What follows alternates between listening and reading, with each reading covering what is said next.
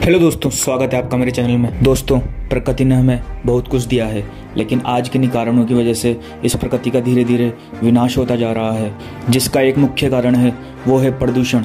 प्रदूषण एक प्रकार का धीमा जहर है जो हवा, पानी, धूल आदि के माध्यम से न केवल मनुष्य बल्कि जीव जंतुओं, पशु पक्षियों, पेड़ पौधों और वनस्पतियों को भी सड़ा गलाकर नष्ट कर देता है।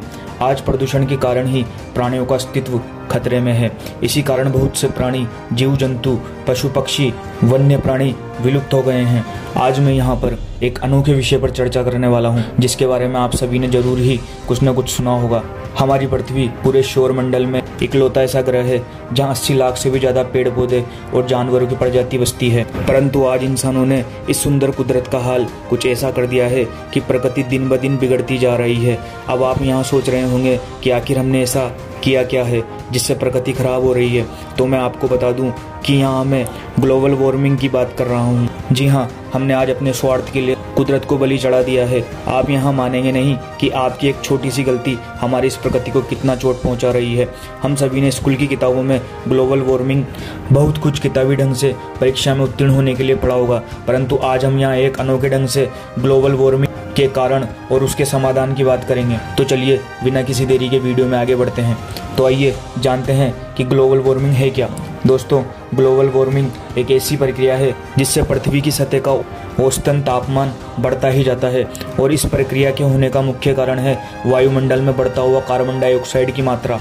दोस्तों, यहाँ मैं आपको बता दूं कि यह प्रक्रिया मुख्य रूप से पृथ्वी पर 20वीं शताब्दी के मध्य भाग से ही अपना कहर ढा रही है।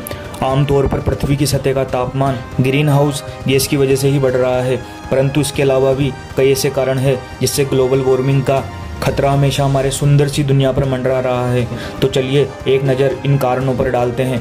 विज्ञान की उन्नति के साथ साथ इंसानों के लिए तरह तरह के वाहन उपलब्ध कराए गए हैं। कुछ वाहन डीजल से चलने लगे और कुछ पेट्रोल से। खैर, मैं यहाँ आपको जानकारी के लिए बता दूं कि पेट्रोल और डीजल जीवाश्म ईंधन की श्रेणी में आते हैं।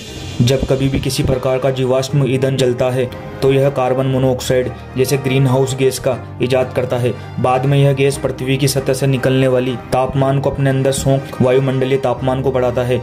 एक शोध से पता चला है कि पृथ्वी के तापमान में इजाफे का 76% मूल कारण जीवाश्म ईंधन का जलना है। जैसा कि मैंने आपको बताया कि विज्ञान की उन्नति के कारण हमें आज काफ़ी कुछ झेलना पड़ रहा है।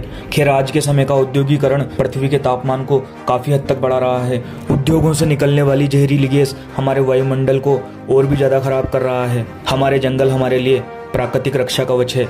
जंगल न सिर्फ हमें औषधि और जंगल से बनी चीजें देते हैं, बल्कि हमें ग्लोबल वार्मिंग जैसे खतरों से भी बचाता है।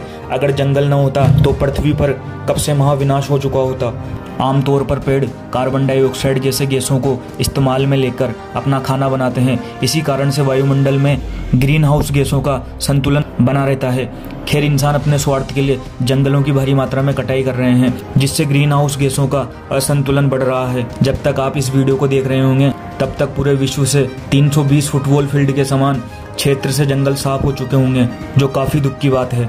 21वीं शताब्दी में अगर बिजली न हो तो क्या होगा? कभी सोचा है इसके बारे में? ग्लोबल वार्मिंग तो शायद बाद में अपना कहर ढाएगा, परंतु इससे पहले बिजली का न होना एक झटके में पृथ्वी पर सारे कार्य प्रणाली को ठप कर देगा। खैर, आजकल मुख्य रूप से 3 प्रकार से बिजली का उत्पादन किया जा रहा है, जिसमें कोयले को जलाकर पानी के भाप से बिजली का इजाद करना सबसे मुख्य तरीका है। भारत जैसे देशों में मूल रूप से कोयले को जलाकर बिजली का उत्पादन किया जा रहा है। खैर, यहाँ मैं आपको बता दूं कि कोयला भी एक प्रकार से जीवाश्म ईंधन है और इसके जलने से काफ़ी ज़्यादा कार्बन डाइऑक्साइड निकलती है। बाद में यह गैस ग्लोबल वार्मिंग का कारण भी बनती है। आपको ये जानकर हैरानी होगी कि आप जब भी किसी प्रकार का डीओ का इस्तेमाल करते हैं तो इस्तेमाल करते वक्त उसके एक स्प्रे से निकलने वाली CFC गैस ग्लोबल वार्मिंग का कारण है। इसके अलावा फ्रिज में इस्तेमाल किया जाने वाला फ्रेओन गैस भी एक वजह है पृथ्वी के बढ़ते हुए तापमान का। चलिए अब जान लेते हैं कि कैसे ग्लोबल वार्मिंग को रोका जा सकता है। इसे पूरी तरह से तो नहीं रोका जा सकता, लेकिन हाँ, अगर हम लोग चाहें तो इसे कुछ हद तक कम कर सकते हैं। हम अगर अपने परिवार से लेकर अपने आस पड़ोस में ग्लोबल वार्मिंग से संबंधित जागरूकता लोगों के अंदर बढ़ाएंगे तो हम इस मुसीबत से आसानी से निकल सकते हैं। अगर हम थोड़ी सी ज़्यादा कोशिश करेंगे तो आसानी से हम सूर्य और वायु की शक्ति से बिजली का उत्पादन कर सकते हैं। जैसा कि आपने कई बार टीवी पर देखा होगा कि बिजली की बचत करने की बात कही जा रही है। दोस्तों, आपको बिजली की बचत इसलिए करने के लिए कहा जा रहा है क्योंकि आने वाले 50 सालों के अंदर हमारे जीवाश्म ईंधन पूर्ण रूप से समाप्त हो जाएंगे और इससे हमारे पारंपरिक ऊर्जाओं से इजाद की गई बिजली का अस्तित्व ही समाप्त हो जाएगा। इसलिए अपने घर के अंदर जितना हो सके उतनी बिजली की बचत करें। सिर्फ कार्बन डाइऑक्साइड ही नहीं जो ग्लोबल वार्मिंग का कारण है, CFC, मीथेन, ओजोन जैसे गैसों के इजाद में भी सरकार को कठोर कानून व प्रतिबंध लगाना चाहिए। खैर, मैं यहाँ आपको बता दूं कि हमारे देश में पर्यावरण को लेकर कई सारे नियम हैं, परंतु उसका सही से पालन नहीं हो रहा है, तो इसके ऊपर भी हमें थोड़ा ध्यान देना पड़ेगा। प्रकृति ने हम पर आज काफ़ी कुछ छोड़ दिया है क्योंकि इंसान ही इस दुनिया का सबसे श्रेष्ठ प्राणी है।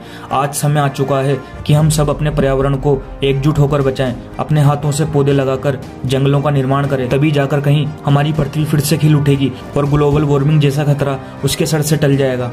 तो दोस्तों, ये वीडियो बनाने का उद्देश्य सिर्फ इतना ही था ताकि लोगों को पता चल सके कि प्रकृति के साथ कितना खिलवाड़ हो रहा है। तो अगर दोस्तों आपको वीडियो अच्छी लगी हो तो वीडियो को लाइक करना, शेयर करना। Thank you.